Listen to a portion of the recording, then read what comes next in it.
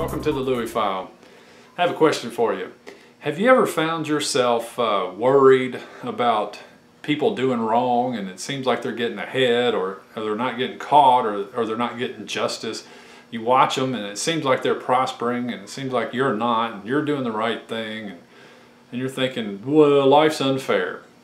Well, I think that you live long enough, you're liable to run across that if you haven't already. But I wanted to share several verses with you today that have helped me many times when I look around and think that I should be further along than I am, or that other people shouldn't be as far along as they are.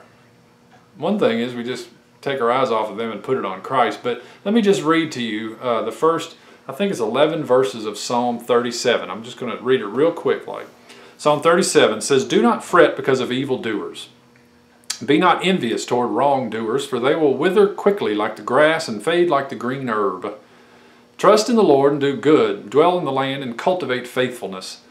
Delight yourself in the Lord, and He will give you the desires of your heart. Commit your way to the Lord. Trust also in Him, and He will do it. He will bring forth your righteousness as the light and your judgment as the noonday.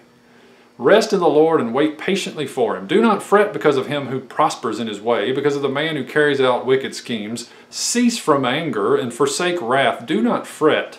It leads only to evil doing.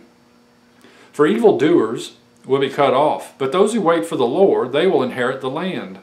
Yet a little while, and the wicked man will be no more, and you will look carefully for his place, and he will not be there. But the humble will inherit the land and will delight themselves in abundant prosperity." That always makes me take a deep breath. It's a good feeling. So the first part says, don't fret and be not envious.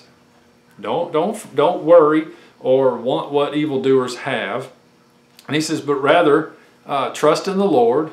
I like this. Trust in the Lord and do good. He says, dwell in the land and cultivate faithfulness. So wherever you are, you just dwell right there. Whatever job you have, or whatever marriage you're in, or a house you live in, or church you belong to, you just dwell in that land and you cultivate faithfulness in that moment, in that place where you're at. That's all you do. You just take the next step. Just move inch by inch, foot by foot, walk by faith. And then it says, delight yourself in the Lord, and He will give you the desires of your heart. I looked into this a little closer one time, and I'll never forget what I discovered. And it says, delight yourself in the Lord. Now, most times I ask people, well, what do you think that means? What does it mean to delight yourself in the Lord? Well, that was a question I had. So I looked up the word delight here. The Old Testament is primarily written in Hebrew, and if you get you a Strong's Concordance, you can look in and discover little deeper meanings of words, and it really is helpful a lot of times. Delight means to make yourself pliable or moldable.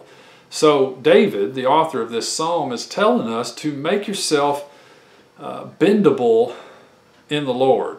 Delight yourself in the Lord. Allow Him to move you however He wants to move you. Allow Him to move you when He wants to move you. You know, I had a job one time that I really got to where I hated it.